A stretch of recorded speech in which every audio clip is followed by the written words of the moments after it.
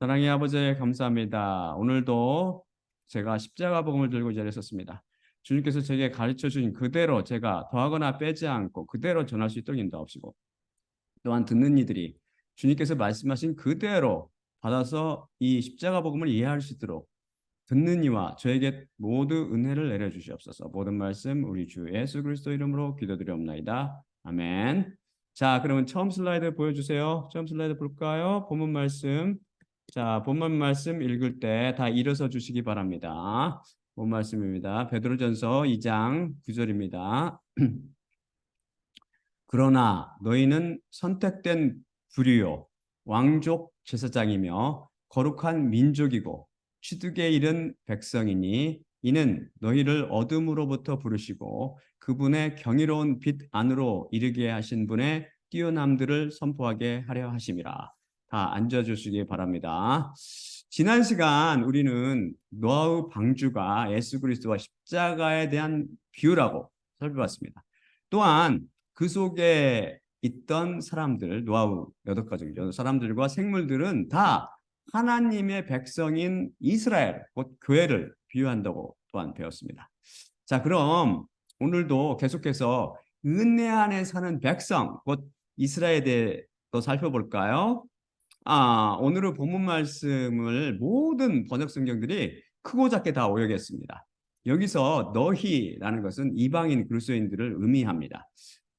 우선 선택된 부류는 헬라어로 게너스 에클렉톤인데요. 에클렉톤의 원형은 에클렉토스로 이것은 pertaining to being selected로 선발된 것과 관련된 이란 뜻이며 간략히 chosen 즉 선택된 이란 뜻입니다.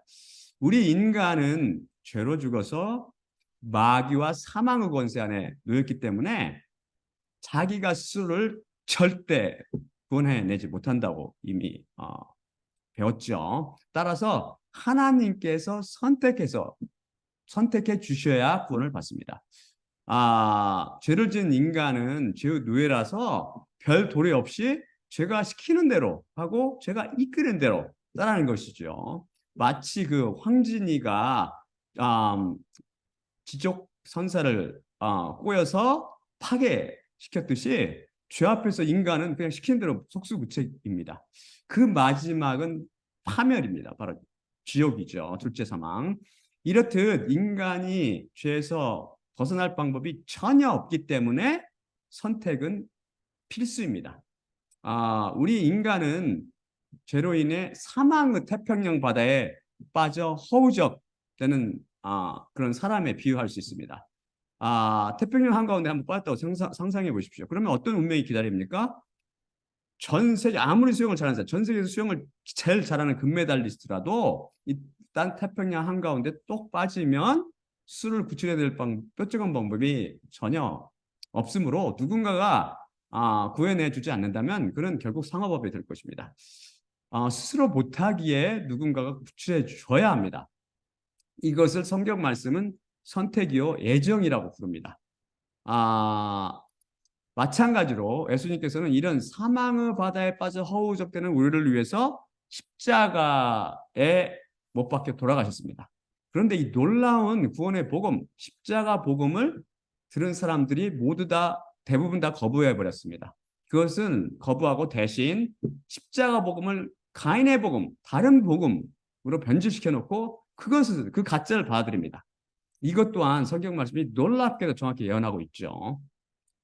하나님께서 아무리 손을 벌리고 불러도 아무리 많은 선지자들을 보내도 죄로 죽어서 빛과 생명에 대해서 관심이 없는 인간들은 고개를 돌립니다. 이런 인간들을 구원할 방법은 단 한 가지뿐입니다. 마치 태평양 한가운데 빠진 사람을 누군가가 구출해내듯이 하나님께서 인간들을 사망의 바다에서 끄집어내서 구원해 내시는 것입니다. 그래서 하나님께서 일부를 선택하시고 미리 정하셨습니다. 이렇듯 선택과 예정은 인간 구원의 필연이죠. 필연. 죄로 죽은 인간이 빛을 알아보지 못하기 때문에 선택과 애정이 인간을 구원한 유일한 방법이 되는 것입니다. 그래서 선택과 예정은 철학적 가설이나 신학적 관념이 아니고 필연입니다. 필연. 이것 없이는 아무도 구원을 못 받습니다. 선택과 애정에 대해서는 제 40강을 한번 다시 들어보세요. 우리 그리스도인들은 바로 이렇듯 하나님을 하나님께 선택된 부류입니다. 그럼 부류란 무슨 뜻일까요? 이 선택이란 말은 이제 이해가 가시죠? 그러면 부류란 무슨 뜻일까요? 이것의 헬라어는 게너스인데요. 이것의 원어적 의미는 ancestral stock이라는 뜻인데 이것은 a person or group of people and their shared descent from a common ancestor. 이것을 번역하면 개인이나 집단 그리고 그들의 조상으로부터 말미암은 공유 혈통 또는 공통 혈통을 의미합니다. 이 공유 혈통에서 나온 것이 후손이라든지 가족이라든지 친족이라든지 민족이 있죠. 이 단어는 또 어떤 뜻이냐면은 genus라는 뜻. 이 단어는 entities united by common traits로 공통된 특성으로 결합된 개체들이라는 뜻도 있습니다. 그리고 간략히 class나 kind, 즉 부류나 종류로 번역됩니다. 따라서 이 두 뜻을 서로 통하면서 이 둘을 결합하면은 게너스는 즉 어떻게 정의될 수 있냐면 즉 부류라는 것은 게너스 부류라는 것은 한 혈통에서 나온 공통된 특성으로 결합된 개체들이란 의미를 가집니다. 이게 누구입니까? 이게 바로 게너스 에클렉톤으로 선택된 부류, 곧 하나님께 선택된 그리스도인들을 지칭합니다. 이들이 공통된 혈통을 가지는데 그 공통된 조상이 누구입니까? 이들의 조상을 쫙 따라 올라가다 보면은 누가 나오죠? 누가복음이 바로 정확히 그 계보를 나타내는데 쭉 올라가다 보면 하나님께서 나와요. 하나님. 바로 하나님이신 예수 그리스도가 나옵니다. 이들은 어떻게 공통된 혈통을 갖게 되었나요? 바로 예수 그리스도 피를 통해서입니다. 피에 담가져 있는 말씀을 통해서 모두 한 형제요, 한 가족이 된 것입니다. 다음 슬라이드 보여주세요. 에베소서 2장 11에서 13절입니다. 그러므로 한때 너희는 육신 안에 있는 민족들이요 육신 안에서 손으로 행한 이른바 할례 받은 자들에 의해 이른바 무할례자들이었으며 너희가 저 시점에서 그리스도가 없었고 이스라엘의 시민권으로부터 소외되어 있었으며 약속의 언약들로부터 외인들이었고 소망이 없는 자들이요 세상 안에서 하나님이 없던 자들이었다는 것을 너희는 기억하라. 그러나 지금 그리스도 예수 안에서 한때 멀리 있던 너희 자신이 그리스도의 피에 의해 가까워졌느니라. 제 125강에서 이 구절을 배웠는데요. 기억나세요? 베드로나 바울을 비롯한 유대인 그리스도인들은 모두 예수 그리스도 믿음에서 나온 자들이었습니다. 예수님께서 자신의 피로 나온 자들이었죠. 예수님께서 그때 예수님께서 오셔서 뿌리신 십자가 복음을 통해 피에 담가진 말씀인 믿음을 그들이 받고 이것이 자라서 이것을 통해 그들이 의롭다 인정받고 하나님의 자녀가 된 것이죠. 이것을 갈라디아 3장 26절은 뭐라고 그러냐면 그리스도 예수 안에 있는 믿음을 통해 우리는 모두 하나님의 아들들이기 때문이니 라고 증언합니다. 그리스도 예수 안에 있는 믿음, 곧 그리스도 예수 안에 있는 피에 담가진 말씀을 통해 그리스도인들은 모두 하나님의 아들들이 되는 것이죠. 이방인 그리스도인들도 마찬가지로 오직 믿음으로 즉 예수님의 피에 담가진 말씀을 통해 의롭다 인정받고 하나님의 자녀가 됩니다. 이들 또한 예수님께서 당신의 피로 낳은 것이죠. 그래서 그리스도 안에서 유대인 그리스도인들이나 이방인 그리스도인들이나 다 그리스도 피로 형제 자매가 됩니다. 마치 육신의 형제 자매가 한 혈연 관계로 맺어지듯이 그리스도인들 형제 자매들도 바로 예수 그리스도 피로 혈연 관계가 맺어지는 거죠. 예수 그리스도 피가 하나님과 그리스도인들을 혈통으로 묶어줍니다. 진짜 신비하죠. 다음 슬라이드 보여줄까요? 히브리서 2장 11에서 13절입니다. 그분 때문에 모든 것들이 있으며 그분을 통해 모든 것들이 있는 바로 그분께 많은 아들들을 영광으로 인도하기 위해 그들의 구원의 창시자를 고난을 통해 완전하게 하심이 정령 알맞도다.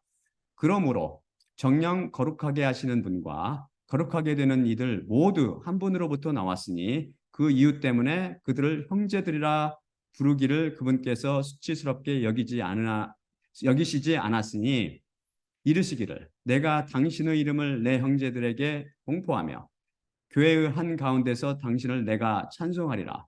또다시 내 자신이 그분께 맡기고 있으리니 또다시 보라 나 자신과 하나님께서 내게 주신 아이들이라. 왜 예수님과 그리스도인들이 하나요 형제가 됩니까? 바로 한 혈통에서 나왔기 때문입니다. 모두 피에 담가져 있는 말씀이신 하나님으로부터 나왔습니다. 그래서 우리를 거룩하게 하시는 예수님도 거룩하게 된 우리 그리스도인도 한 형제가 되는 것이죠. 한 왕자에게 그가 끔찍히 사랑하는 그 갓난 아기 형제가 있었습니다. 그런데 여차여차해서 그 형제가 실종되어 버렸어요.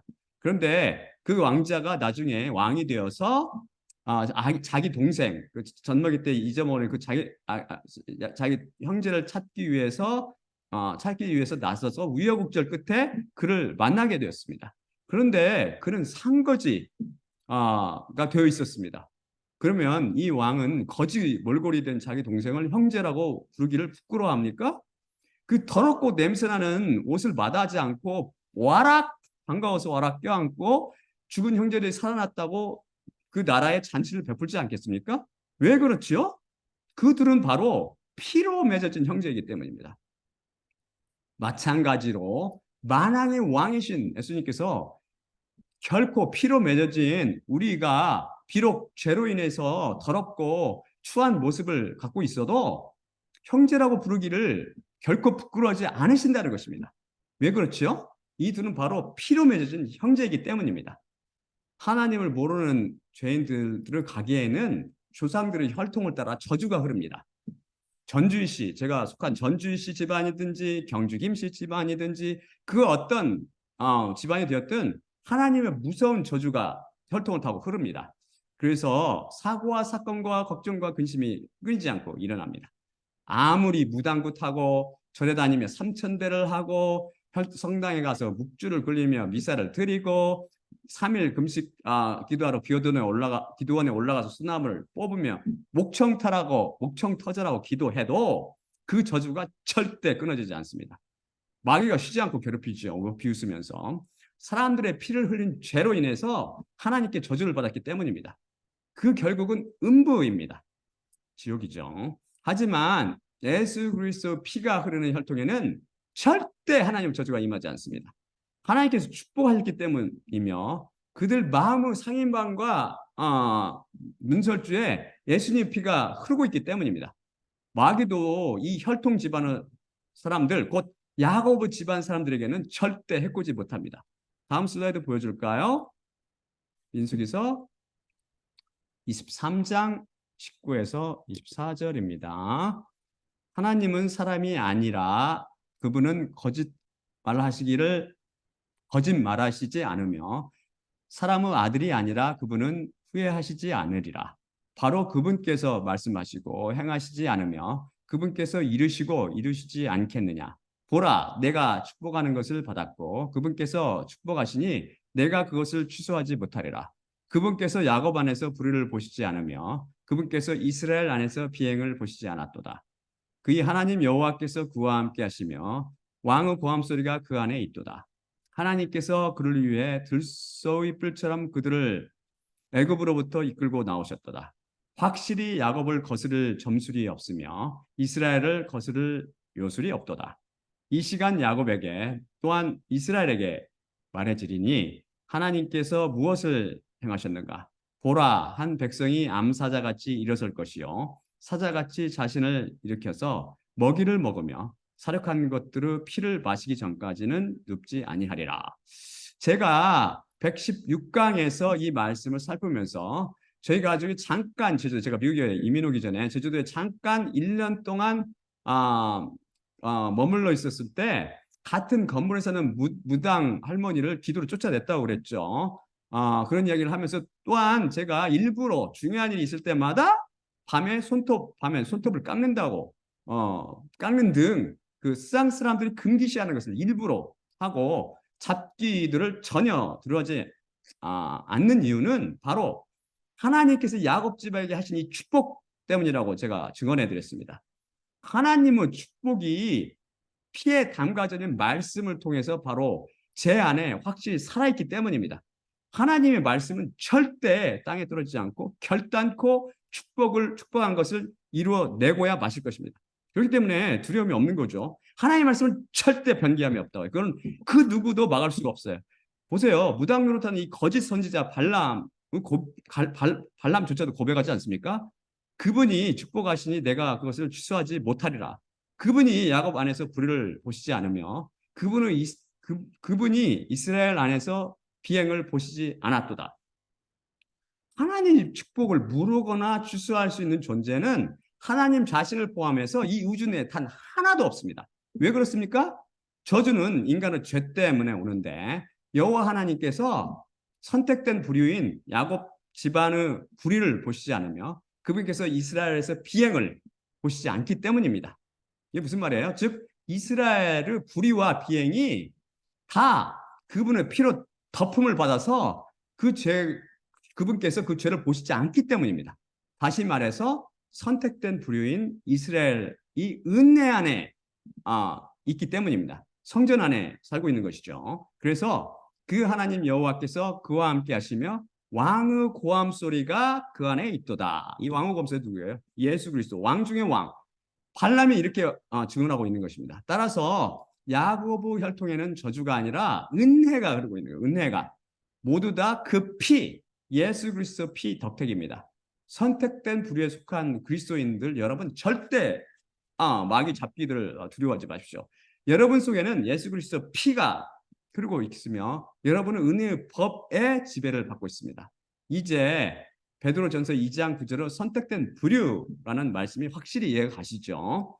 그럼 왕족 제사장은 무슨 뜻입니까? 이것은 제가 헬라어 바실레이온 히에라티마를 번역한 것인데 바실레이온이라는 원형은 바실레이어스인데 이것은 pertain to God, pertain to a king이라고 왕에 관련된로 간단히 royal, 곧 왕의나 왕족의가 됩니다.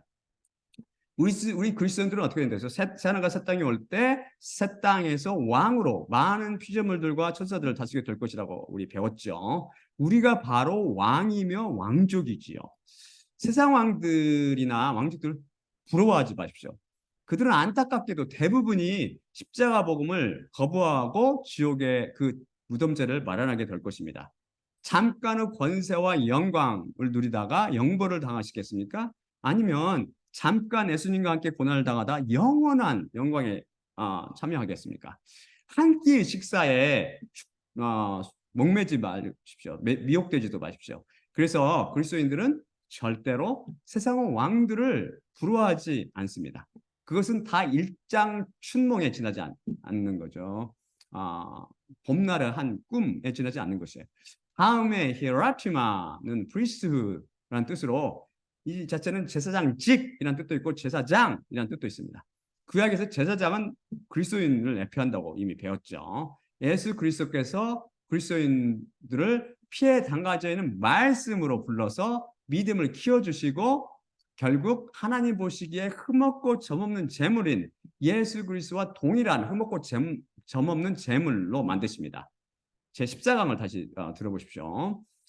이렇게 거룩하게 된 그리스도인들을 하나님께서 다시 제사장으로 삼으셔서 다른 이들을 양육하여 그들을 하나님께 흠없고 점없는 제물로 바치는 역할을 하게 하십니다.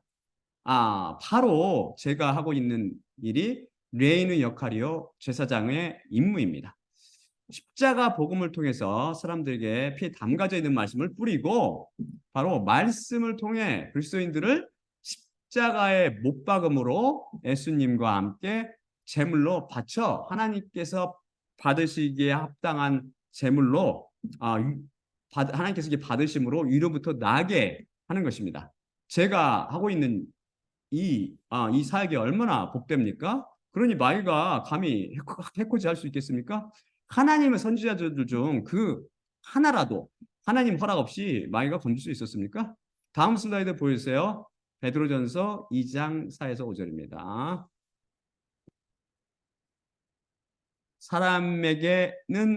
사람에게는 버림바가 되었으나 하나님께는 택하심을 입은 보배로운 산돌이신 예수님께 나와 너희도 산 돌들로서 예수 그리스도로 말미암아 하나님께서 기쁘게 받으실 신령한 제사를 드릴 거룩한 제사장직을 행하는 신령한 집으로 세워져 가느니라. 이 구절을 대부분 한글 성경들이 거룩한 제사장이 되라고 명령형으로 오역했는데 행위신앙에 근거한 잘못된 번역이죠. 우리가 거룩한 제사장이 되겠다고 맘먹거나 노력한다고 이게 됩니까? 호락호락 되나요? 그니 믿음으로 그렇게 되었다고 간주하라고 하는데 믿음의 뜻도 모르는 거짓말이죠. 믿음은 하나님 앞에서 자기 뜻을 앞세우고 고집을 부리는 것이 아니라 선하시고 전능하신 하나님께 온전히 맡기는 것입니다. 내가 하는 것이 아니라 예수님께서 대신 이루어주시는 것이죠. 바로 피에 담가져 있는 피에 담가져 있는 말씀인 우리 안에 있는 믿음이 바로 이것을 가능하게 해주시는 거죠. 이제 왕족 제사장이란 말씀도 이해가 가시죠. 다음이 거룩한 민족입니다. 이것을 헬라어는 에스노스 하기온인데요. 에스노스는 영어 성경들이 모두 다 하나같이 다 Holy Nation이라고 오역을 했습니다. 이것은 원어적 의미는 a body of persons united by kinship, culture, or common traditions로 친족 관계와 문화 및 공통의 전통으로 뭉쳐진 집단이라는 뜻으로 people, 즉 민족이라는 뜻입니다. 이것은 성경에서 민족이라고 반드시 번역해야 합니다. 이것을 nation, 나라라고 번역하면 안 됩니다. 미국은 하나의 나라지만 melting pot, 잡동사가 물러서는 melting pot, 곧 인종과 문화와 전통이 다른 여러 민족들이 여러 민족들로 이루어진 다민족 국가죠. 제 환자들도 그냥 전 세계 각종 여러분, 저는 전 세계 문화에 대해서 상당히 많이 배울 기회가 많이 있죠. 그래서 에스노스를 나라라고 번역하면 이 단어 원어의 그 뜻과 상충하게 되죠. 아까 배웠잖아요. 원어 뜻이 뭔지를. 그래서 한글 번역본 중에는 공동 번역 대정판과 성경 전서 새 번역이 각 결의 및 민족으로 제대로 번역했습니다. 비행기로 국제여행을 하거나 미국에 살다 보면은 어떤 서식을 기입하거나 설문조사를 받게 되는데 이때 race와 ethnic group and nationality를 묻는데요. 이것을 혼동하면 안 됩니다. 이것을 정확히 알아보면 race, 즉 인종은 타고난 신체적 특성을 기반으로 하고 ethnic group이나 ethnicity,는 민족, 즉 민족은 주로 문화에 바탕하여 형성되며 nationality는 국적, 법적 시민권과 연관됩니다. 저를 예로 들면 저는 인종이 아시아인, 즉 에이시안이며 민족은 한인, 곧 코리안이고 국적은 아메리칸입니다. 왜냐하면 저는 신체적 특성이 다른 아시안들처럼 닮아서 아시안이고 민족은 단일 민족인 한민족에서 나와서 코리안, 한국인이고 현재 법적으로 미국 시민권을 갖고 있기 때문에 미국인이죠.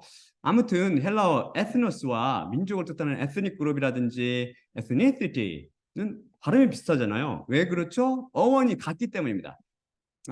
이제 왜 에스노스를 민족이라고 번역해야 하는지, 나라가 아니고 민족이라고 번역해야 하는지 이제 이해가 가시죠. 아무튼 이스라엘, 즉 교회에 속한 그리스도인들은 말씀에 바탕한 같은 문화를 가지고 있을 뿐만 아니라 같은 친족관계, 즉 한 혈통을 가지며 성경 말씀에 바탕한 같은 전통을 갖고 있기 때문에 우리는 한 민족입니다. 한 에스노스, 즉 한 결례로 표현할 수 있습니다. 결례란 같은 핏줄을 이어받은 민족이라는 뜻입니다. 즉 예수님의 피를 이어받은 민족이 바로 거룩한 민족인 이스라엘 백성, 그리스도인들의 모임입니다. 교회죠. 이 에스논 하기온, 즉 거룩한 민족에서 거룩한의 헬라어 원형은 하기오스인데요. 이건 거룩한이라는 뜻인데 이 거룩하다라는 것은 하나님의 속성을 나타냅니다. 그래서 이것을 히브리어로는 카도시라고 하고 이것은 무슨 말이냐면 to set apart, 떼어놓다 혹은 to separate from the secular로 세속으로부터 분리하다로 번역할 수 있고 헬라어로 하기오스 원어적 의미는 pertaining to being dedicated or consecrated to the service of God으로 하나님의 제사를 위해 바쳐지다 혹은 하나님의 제사를 위해 성별되다라는 뜻입니다. 즉 죄나 흠이나 점이 없는 하나님의 속성과 연관되어 쓰여집니다. 흠 많고 점 많은 인간을 거룩하게 변하여 하나님께서 기뻐 받으시는 제물, 곧 흠 없고 점 없는 제물이 되는 비밀은 바로 예수 그리스도께서 자신을 십자가의 온전한 제물로 바침으로 가능해졌다고 제가 14강에서 배웠습니다. 다시 한번 들어보십시오. 그래서 우리는 거룩한 민족, 곧 세속으로부터 분리되어 그리스도의 피를 통해 하나님을 섬기거나 봉헌하는 일을 하라고 구별된 민족입니다. 왕족 제사장, 레인들이죠. 하나님께서 거룩하신 것처럼 우리도 그래서 거룩해야 됩니다. 이것 또한 우리가 거룩해야지 한다고 되는 게 아니죠. 그분의 피에 담가진 말씀을 통해서만 가능합니다. 그럼 취득에 이른 백성이니 그 뜻은 무엇입니까? 이것을 헬라어 원어는 라오스 에이스 페리포이에신인데요. 먼저 백성의 헬라어는 라오스, 이거 히브리어는 암인데요. 이것의 원어적 의미는 a body of people with common cultural bonds and ties to a specific territory로 특정 지역이 끼어들죠. 여기는 특정 지역의 공통의 문화적 유대나 연관을 갖는 사람들의 단체로 왕국이라는 지역 내에 공통의 문화적 유대를 갖는 사람들의 모임입니다. 쉽게 말해서 하나님의 왕국을 구성하는 사람, 곧 어떤 하나님 왕국이 아무 왕국이라죠. 왕국을 구성하는 사람, 곧 국민을 일컫습니다. 그래서 애스럽게는 뭐라고 그래요? 이것을 국민이라고 그러죠. 백성이라고 하는 것이죠.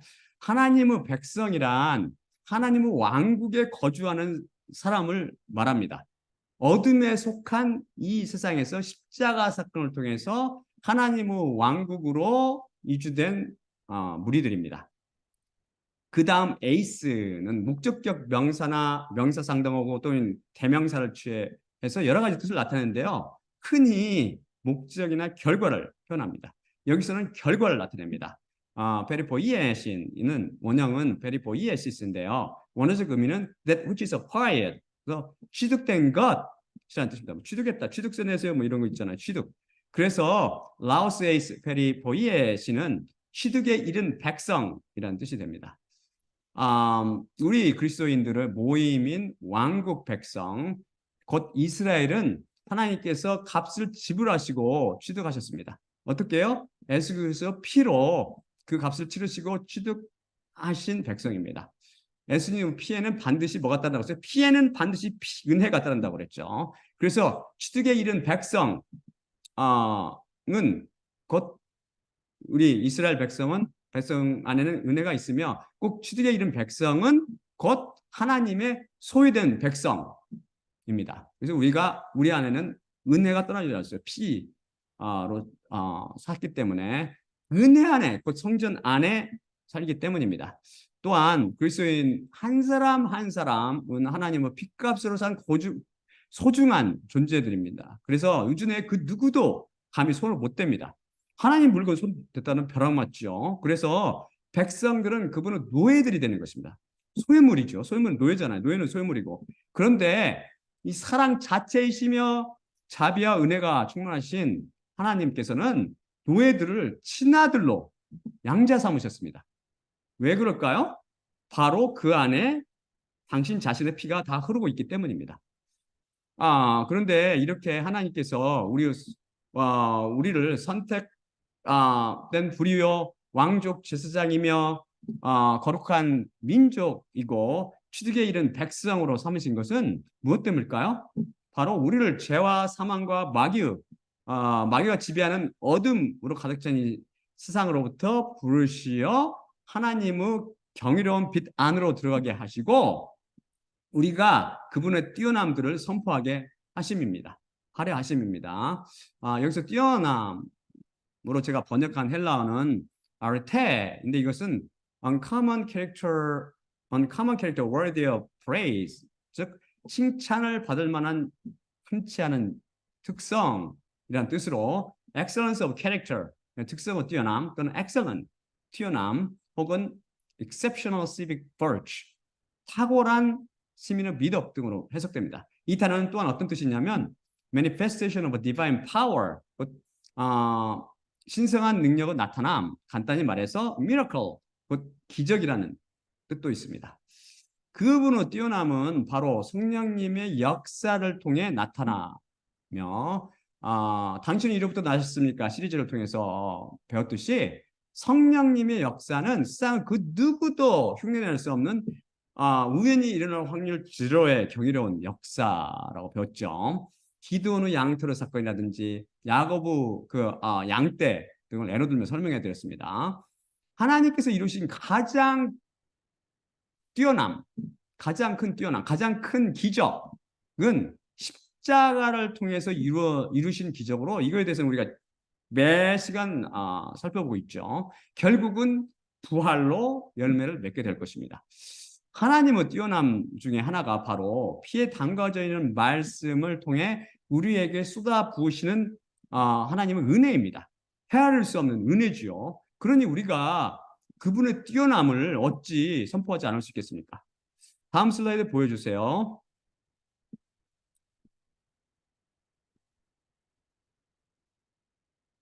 사실 오늘의 베드로전서 말씀은 이미 출애굽기 19장 3에서 6절을 통해 예언된 바입니다. 그리고 모세가 하나님께 올라가니 여호와께서 산에서 그를 불러 이르시되 너는 이렇게 야곱의 집에 말하고 이스라엘 아들들에게 알려라. 너희 자신들은 내가 야곱에게 행한 것과 내가 너희를 독수리들의 날개들 위에 싣고 너희를 내게 데려온 것을 보았느니라. 지금 그렇다면 만일 너희가 내 음성을 주의 깊게 듣고 내 언약을 지키면 온 땅이 내 것이므로 너희는 모든 백성들 중에서 내게 소유가 될 것이고 너희 자신들은 나에게 제사장들의 왕국이요 거룩한 민족이 되리라. 이것들은 내가 이스라엘의 아들들에게 할 말씀들이니라. 그렇죠? 다 예언되어 있었죠. 하나님께서는 이 말씀을 할 때 야고보 집은 바로 교회를 비유하는 이스라엘 백성을 뜻하며 결국 새하늘과 새 땅을 살아갈 그리스도인들을 바라보면서 하나님께서 이 말씀을 하셨던 것입니다. 이때 이미 창세 전에 하나님께서는 그분의 자신의 피로 자신의 백성을 사서 한 민족을 이루고 자기의 친자녀로 만드실 것을 계획하고 계셨던 것입니다.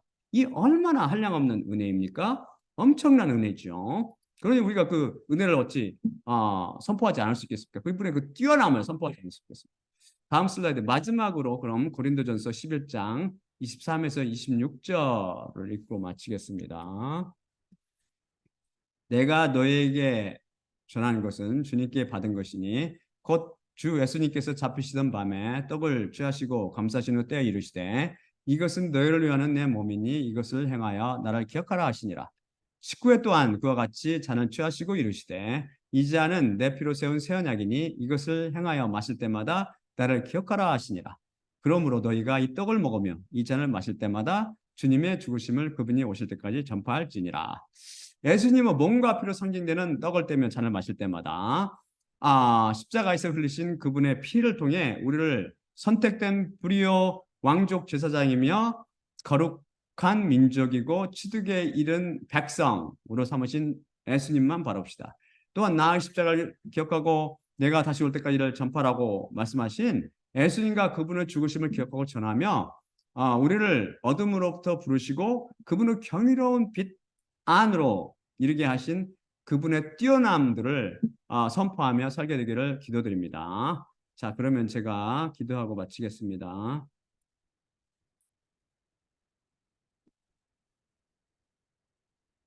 사랑의 아버지 하나님 감사합니다. 오늘도 말씀 주시니 감사합니다. 우리는 바로 노아의 방주에 있었던 그 노아의 8가족과 생물들, 바로 교회며 이스라엘 백성들입니다. 우리를 선택한 부리요 거룩한 아멘 왕족 제사장과 또한 거룩한 민족이고 취득된 백성으로 부르신 하나님의 은혜를 감사드립니다. 주님께서 우리를 바로 주님의 십자가 복음으로 핏부림 말씀으로 부르셨사오니 이 핏부림 말씀을 받을 때 감사함으로 두려움으로 받았고 이 말씀을 통해서 믿음이 자라고 믿음은 메시지를 통해서 오니 십자가 복음을 통해서 오니 이 믿음을 통해서 믿음이 자라서 의롭다 인정받고 하나님의 성전 안에 들어감으로 항상 은혜 안에 살 수 있도록 우리 모두를 불쌍히 여기시고 은혜를 내려 주시옵소서. 모든 말씀 우리 주 예수 그리스도 이름으로 기도드립니다. 아멘. 아멘.